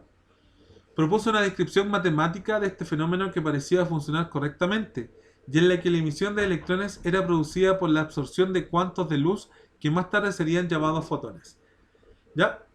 En un artículo titulado Un punto de vista heurístico sobre la producción y transformación de la luz, mostró cómo la idea de partículas discretas de luz podían explicar el efecto fotoeléctrico y que la presencia de una frecuencia característica para cada material por debajo de la cual no se producía ningún efecto. Por esta explicación del efecto fotoeléctrico, Einstein recibiría el Premio Nobel de Física en 1921. Bueno, en palabras más simples, lo que explicó este caballero Einstein sobre el efecto fotoeléctrico fue que cuando hacemos incidir un haz de cualquier tipo de radiación, rayos X o rayos ultravioleta, por ejemplo, o rayos gamma, lo que se le entrega, lo que pasa es que choca con el electrón de un cierto átomo, este electrón sale disparado con cierta energía, ¿cierto? Y además la luz o la radiación de donde proviene esta energía también se desvía, ¿ya? También se desvía, pero en ningún caso se absorbe. ¿Me hago entender? Y este movimiento de electrones que yo les comentaba adelante, ¿cierto? Que va pasando de un átomo a otro, movimiento de electrones que se llama corriente eléctrica, ¿cierto? Es la base de las placas fotovoltaicas, ¿sí? Los paneles solares, ¿ok? ¿Sí? Es decir, gracias al efecto fotoeléctrico descubierto por Heinrich Hertz y explicado posteriormente por Albert Einstein, es que hoy día tenemos la tecnología de los paneles fotovoltaicos. Algo extraordinariamente potente, algo que puede ayudar al déficit energético que ya muchos países estamos teniendo, ¿ya? Chile va para allá para tener un déficit energético, así que menos mal que existen estos paneles solares, menos mal que nosotros tenemos zonas desérticas, zonas con mucho calor, que ese calor gratuito, ese calor, esa energía que viene gratis del sol, tenemos que aprovecharla. ¿Y cómo? Con paneles solares, ¿ya? Bueno, una de las formas de aprovechar esta energía pues, han sido los paneles solares. Ya que estamos hablando del efecto fotoeléctrico, justamente es lo que explica Albert Einstein, ¿ya? Para que funcionen estos aparatitos. Bueno, hemos hablado harto ya de lo que es la energía, ¿cierto? De que se desvía, la dispersión, de que en realidad no es lo que se pensaba antes, que los electrones en general se llenaban de energía, por lo tanto los electrones podían crecer. En realidad no. Esa energía que viene desde afuera, en realidad los electrones la ocupan para saltar de un orbital a otro, simplemente para salir del átomo. Ahora, Albert Einstein emitió, junto con la ayuda de Planck, ¿cierto?, que era su maestro, emitió cómo calcular la energía que lleva el fotón, prácticamente. El fotón, recuerden que los cuantos de energía o los cuantos de luz también se llamaron fotones. ¿Y qué es lo que son los fotones? Bueno, los fotones vienen en la radiación que están ocupando, la radiación electromagnética, que puede ser ultravioleta, puede ser gamma, puede ser luz visible. Bueno, ¿cómo se calcula esa energía? La energía de un fotón se calcula simplemente como H por la frecuencia. Así de simple. H por la frecuencia. ¿Y qué es lo que es H? Es la constante de Planck, ¿ya? Planck, con una idea que tuvo, que en este caso no tenemos que hablar, que es la radiación del cuerpo negro, él pudo determinar que había una constante para los cuerpos que recibían o emitían calor. Y esta constante se llamó, o la llamó, constante que lleva su apellido, constante de Planck, que equivale a 6,626 por 10 elevado a menos 34 joules segundo. ¿Y qué es lo que es la F? La F que sale ahí es la frecuencia de la radiación. Por lo tanto, ¿cómo calcular la energía de un haz de luz o de un fotón simplemente? Es esta constante de Planck por la frecuencia de la radiación propiamente tal. Y por otro lado, Albert Einstein determinó que se podía calcular el momentum también de un fotón. ¿Cómo se calcula el momentum de un fotón? Bueno, la multiplicación de la constante de Planck, que ya saben cuánto vale, ya se los dije, ¿cierto? Que ahí está bajito, por la frecuencia de la radiación, dividido por C. ¿Qué es lo que era la C? Es la constante de la luz en el vacío, la velocidad de la luz en el vacío, que equivale a 300.000 kilómetros por segundo. ¿Ya? Con esas dos cantidades entonces nosotros podemos determinar la energía de un fotón y el momento de un fotón, y por ende podemos calcular cuánta energía va a recibir un fotón y cuánto momentum va a recibir un electrón, perdón, ¿ya? Un electrón dentro del átomo. Bueno, si bien, como les comentaba anteriormente, no estamos viendo les estoy mostrando una fórmula que uno puede decir, esto me va a servir para calcular. En realidad, solamente se la estoy mostrando, solamente se la estoy describiendo porque no las vamos a ocupar. Solamente estamos haciendo estudios cualitativos en esta parte de lo que es efecto Compton y efecto fotoeléctrico. ¿Ok? Ya. Para recapitular entonces, todavía nos queda un tiempito. Para recapitular este tema que no es tan, como les digo, no es tan trivial, ¿ya? Es un poco difícil de entender. Les quiero hacer hincapié en lo que es el efecto Compton. ¿Qué es lo que indicaba Compton? Que a medida que yo hacía emitir una radiación, yo emito una radiación, cualquier tipo de radiación, yo emito sobre un átomo. Este átomo ustedes saben que tiene electrones, ¿cierto? ¿Qué es lo que sucede con los electrones? En realidad, la energía que viene de este haz de luz se transfiere al electrón, haciéndolo cambiar su dirección, disparándolo, ¿cierto? No necesariamente entregando la energía. Pero a su vez, este fotón X de los rayos X también se desvía, ¿sí? pero obviamente que se va a desviar sin la misma energía, porque parte de su energía se la transfirió al otro electrón. ¿Me hago entender, cierto? Por lo tanto, si este electrón, perdón, este fotón perdió energía porque se la entregó al electrón para que se moviera, ¿qué tendría que pasarle a su longitud de onda? Perdón, podría hacer también la pregunta, ¿qué le podría pasar a su frecuencia? Recordemos Disminuir la que, frecuencia. disculpa, Podría disminuir la frecuencia. efectivamente disminuye la frecuencia. ¿Por qué? Por lo que estábamos hablando acá, ¿se acuerdan? De que entre menos frecuencia, menos energía. Súper, bien Javier. Por lo tanto, ¿qué es lo que hace cambiar? Eso lo descubrió Compton, ya se ganó el Nobel por esto. Eh, Descubrió que este fotón no es absorbido por el electrón, como se pensaba antes, sino que este fotón, este rayo X, también cambiaba su dirección, pero obviamente que no iba con la misma energía, sino que iba con menos energía. Por ende, iba con menos frecuencia. Por lo tanto, ¿qué tendría que pasar con su longitud de onda? ¿Tendría que aumentar o disminuir? Aumentar la longitud. Aumentar. Muy bien. Atenta está bien, ¿no? Súper atenta. Justamente. Porque por el ejemplo que les comenté acá del espectro electromagnético, que también tiene que ver con esto, a menor frecuencia tengo menor energía. Pero ¿qué pasa con la longitud de onda? Es mayor. ¿Queda claro eso, no? Para todos los demás. Por ende, en simples palabras, Compton descubrió de que este rayo X en realidad no era absorbido por el electrón, sino que ayudaba a mover el electrón, desviarlo, y este rayo X también se desviaba, pero ya no iba con la misma cantidad de energía porque se la había transferido al otro electrón. Por ende, ¿qué cambió en estos rayos X? Cambió su frecuencia, porque disminuyó la frecuencia, ¿cierto? Disminuyó la energía, perdón, pero al disminuir la frecuencia tenemos un aumento de longitud de onda. ¿Sí?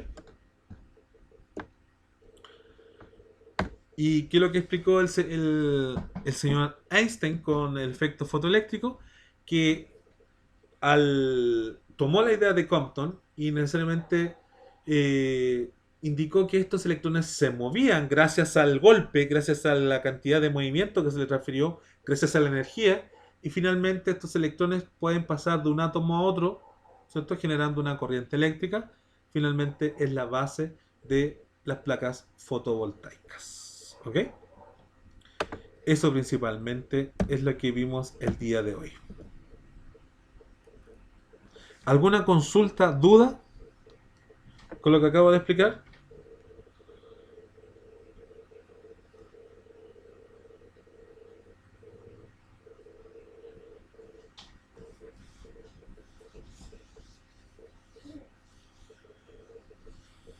¿No? ¿No hay consultas? Bien.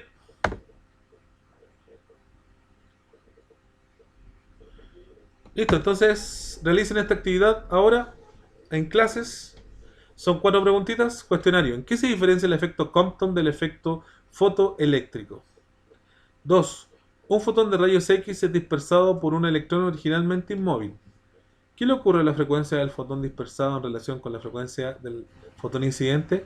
A. Baja. B. Se incrementa. C. No cambia. 3. Según lo visto en clases, ¿la luz es una onda o una partícula? 4. ¿Un electrón es una onda o una partícula?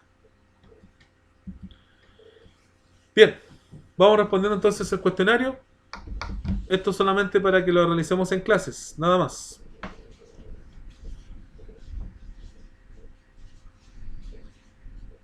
Tenemos 15 minutitos aproximados para realizar este cuestionario. Bien, si tienen alguna duda, yo voy a estar acá. Activan el micrófono y me consultan.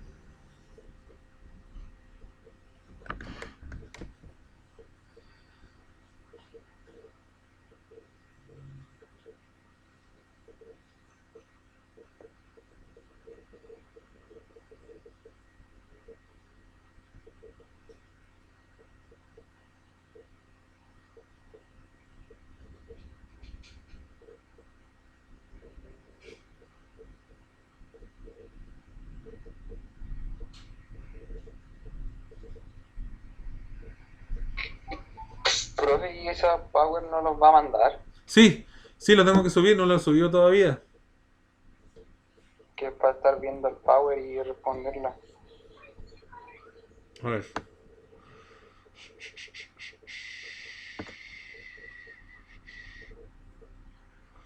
¿Cómo se lo envío? Porque tengo que subirlo al Classroom todavía, pero tengo que hacer algunas modificaciones y ahí lo tendría que subir. A ver cómo se los puedo hacer llegar por acá.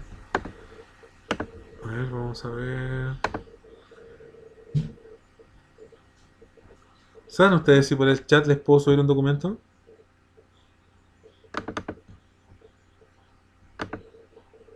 No sé, eso, profe. Parece que no, ¿no? El profe de lenguaje una vez mandó un libro. ¿Por el chat?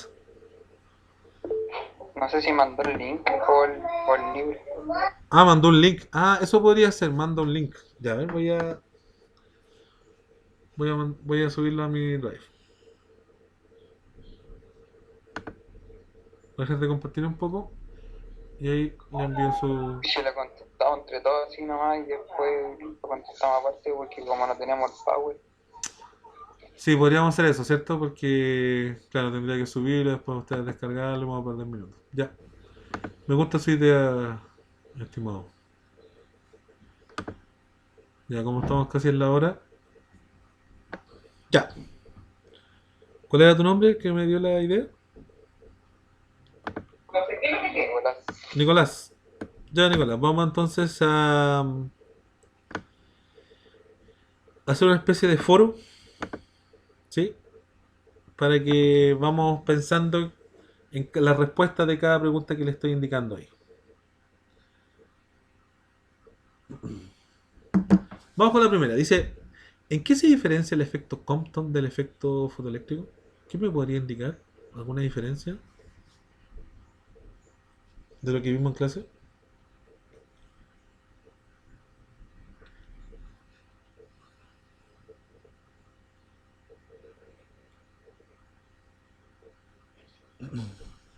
Estaba complicado esto, ¿no?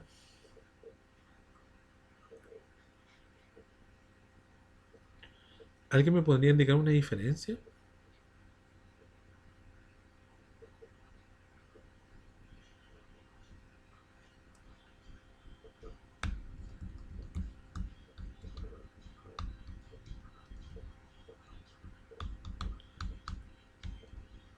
En simples palabras, ¿qué es lo que era el efecto Compton? ¿Cómo se llama?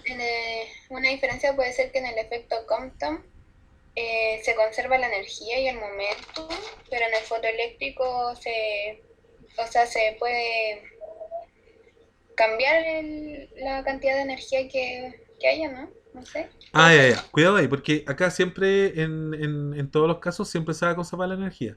¿Ya? La única forma de que no se conserve la energía es cuando haya una pérdida de energía en forma de calor. ¿Ya? Y eso es cuando hay roce. En este caso, cualquiera de los dos efectos, acá no tenemos cálculos del roce. Sí puede haber un roce, ¿eh? Por ejemplo, necesariamente si la luz se comporta como partícula y choca con un electrón, uno podría decir, pero profe, igual tienen roce. Bueno, ese roce debe ser tan pequeño que es despreciable. Por ende, como no hay roce y no hay disipación de energía en forma de calor, podemos decir que la energía siempre se conserva para los dos casos. Ojo con eso, ¿ya? Así que la energía propiamente tal y la cantidad de movimiento, el momentum, se conservan para ambos efectos. ¿Ok? Si bien no lo nombré el efecto fotoeléctrico, tendría que determinar porque siempre la conservación de energía siempre funciona, digamos. Excepto si sucede lo que te comentaba anteriormente. Si hay una pérdida de energía en forma de calor. ¿Ya? Bueno, ¿Una pérdida de electrones? ¿cómo? ¿Pérdida de electrones o no? Eh, Mira, técnicamente también no se pierden electrones. Porque fíjate que, por ejemplo, yo saco electrones de un átomo, pero este átomo está pegado a otros átomos, ¿cierto? Por lo tanto, este átomo que le sacamos un electrón, puede recibir otro electrón del átomo vecino. ¿Me hago entender? Porque en este caso, mira, las placas que nosotros ocupamos en las placas fotovoltaicas son placas de silicio, ¿ya? que es un metal, un elemento metálico.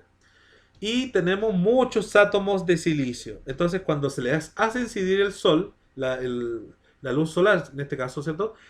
Lo que hace es un movimiento de electrones, pero movimiento de electrones finalmente de un átomo a otro, de un átomo a otro, de un átomo a otro.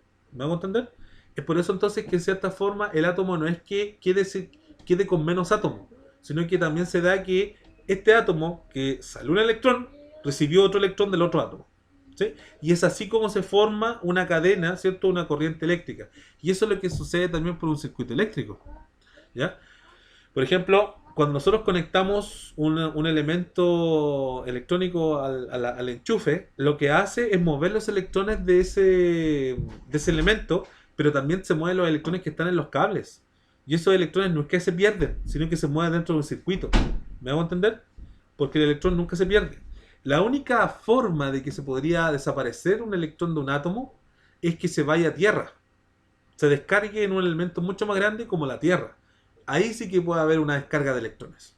¿Sí? Ahí sí que pueden salir definitivamente un electrón de un átomo. ¿Ya? Pero para efectos prácticos del efecto fotoeléctrico, en realidad lo que hace el efecto fotoeléctrico es que hace mover los electrones dentro de los átomos. ¿Ya?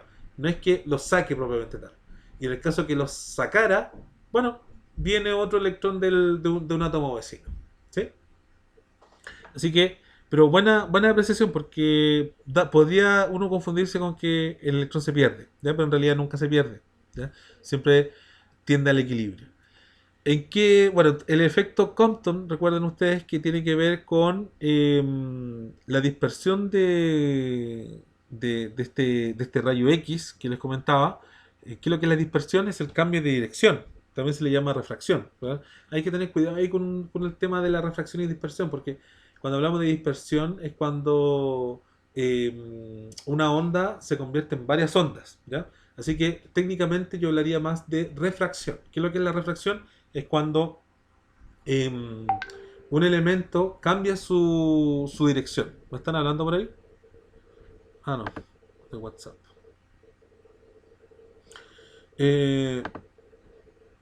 Cuando cambia su dirección, técnicamente. ¿Ya? Entonces eso es lo que dice Compton. En realidad, los rayos X le entregan energía al electrón para que el electrón ¡pum! Salga disparado. ¿Ya? Que puede ser dentro del átomo o dentro de un átomo vecino. ¿Ya? En cambio, el efecto fotoeléctrico, me están hablando por acá. ¿Cuál es la diferencia entre refracción, refracción? No, esa palabra reflexión nunca la había visto. No sé si existiría reflexión. Ya, a ver, la refracción propiamente tal es cuando una onda pasa de un medio a otro y esta onda cambia de dirección. ¿Sí? Es como cuando el sonido cambia del aire al agua. Va por el aire y entra al agua, bueno, el sonido cambia de dirección. La luz, también cuando pasa del aire al agua, cambia la dirección. De hecho, ustedes lo pueden probar con un vasito con agua. Ustedes toman un vasito de agua, colocan un lápiz adentro y van a ver cómo el lápiz se ve corrido, se ve quebrado. ¿Por qué? Porque la luz que entra al agua se corre, corriendo también la imagen. Se refracta. Eso es la refracción. Cuando una onda cambia de medio y en consecuencia cambia la dirección también. Cambiando la velocidad y la longitud de onda, por supuesto. La frecuencia nunca cambia, por supuesto. ¿Ya? En cambio, la dispersión... Ya, al tiro te contesto, José. La dispersión tiene que ver con otro caso. La dispersión se refiere a cuando una onda pasa de un medio a otro y se divide en varias ondas y por ende como se divide en varias ondas tenemos varias direcciones distintas, lo que le pasa a la luz blanca. Cuando tenemos una luz blanca y lo hacemos incidir sobre un prisma, ya no va a salir luz blanca por este lado, sino que van a salir los colores del arco iris. Eso es dispersión, ¿ya? Y si no hay luz, también se ve así. ¿A qué te refieres? Por ejemplo, acá estamos hablando simplemente de que mientras haya luz va a haber una transferencia de energía, ¿sí? Por lo tanto, sin luz no podríamos tener una transferencia de energía, necesariamente. Claro, también funciona ahí como ponerle luz de un diamante, sí. a un diamante, a un acrílico, puede ser un cubo de acrílico, puede ser una botella con agua. Generalmente se dispersa la luz. ¿Ya?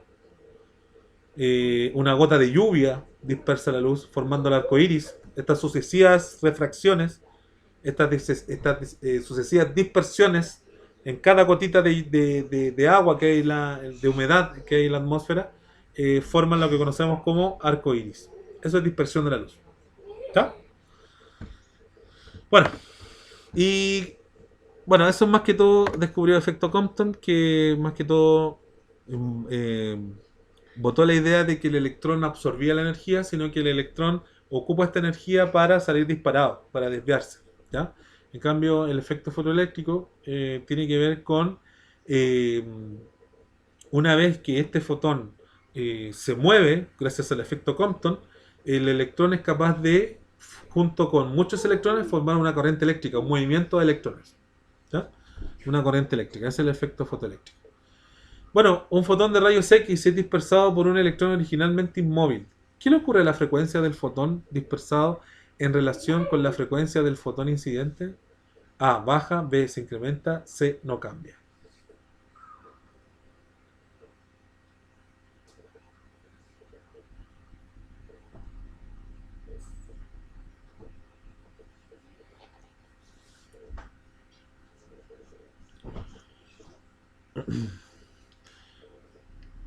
¿Qué le ocurre a la frecuencia del fotón? Se disminuye. Disminuye, habíamos quedado, ¿se acuerdan? Bien, Javier. Disminuye, Como era la baja. Al tiro voy a la pregunta.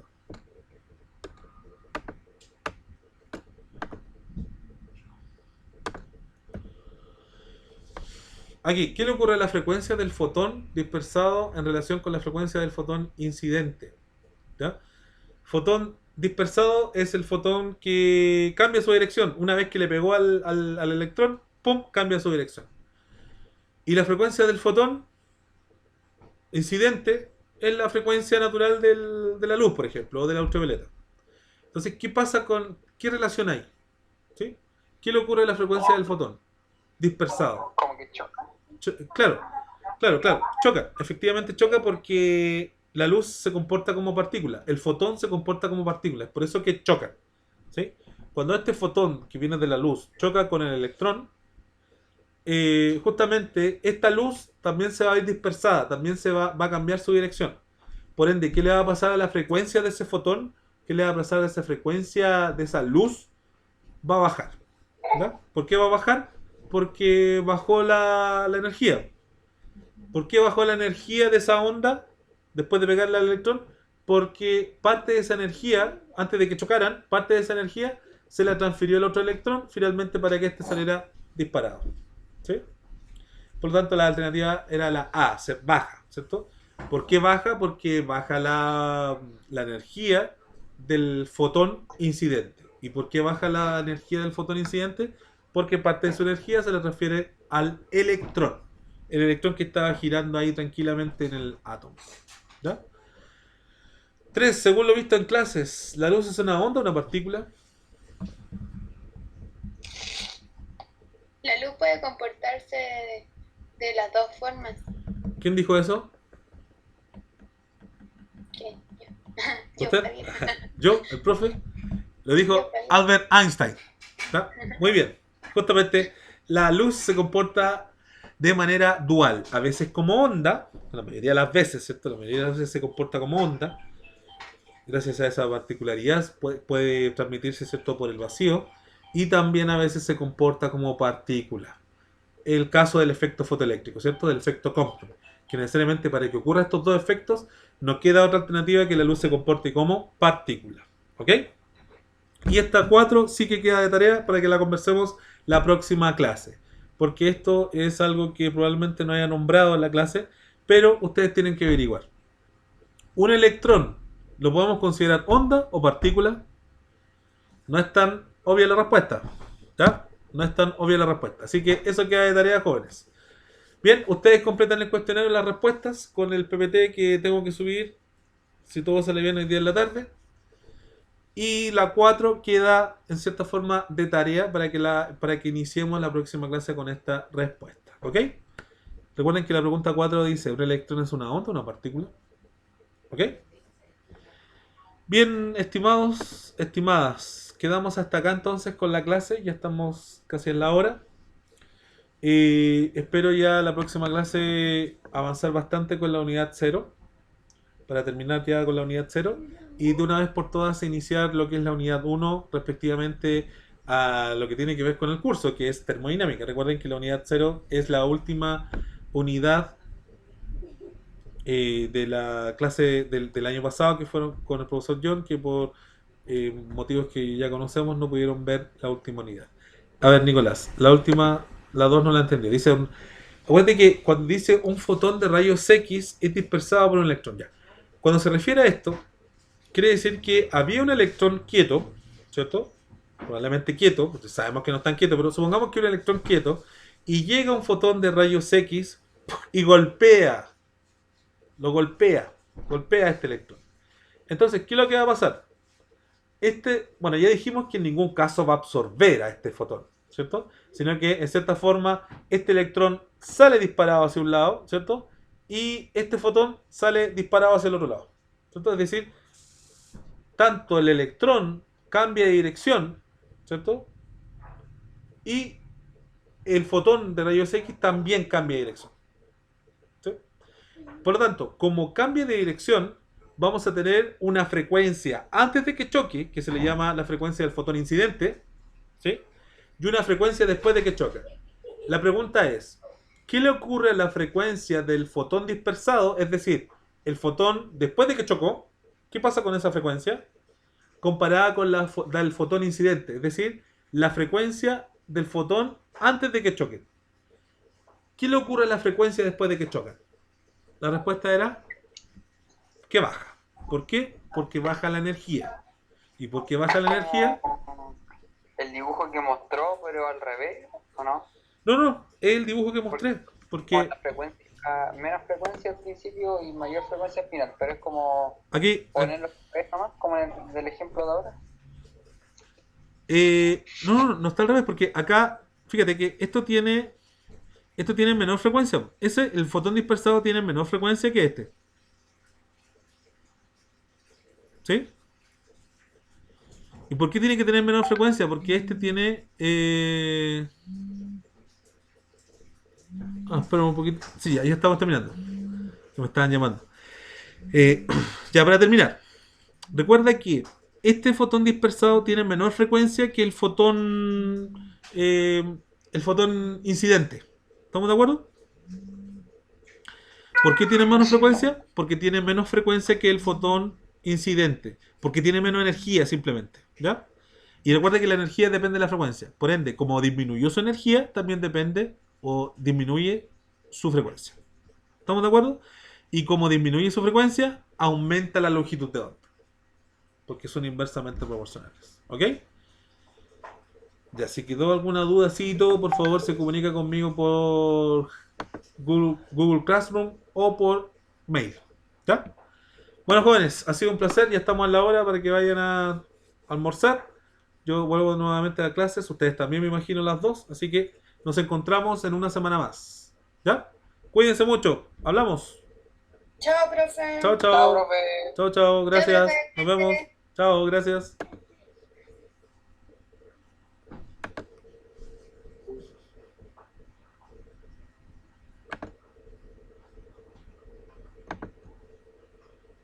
¿Cómo estás, mamá?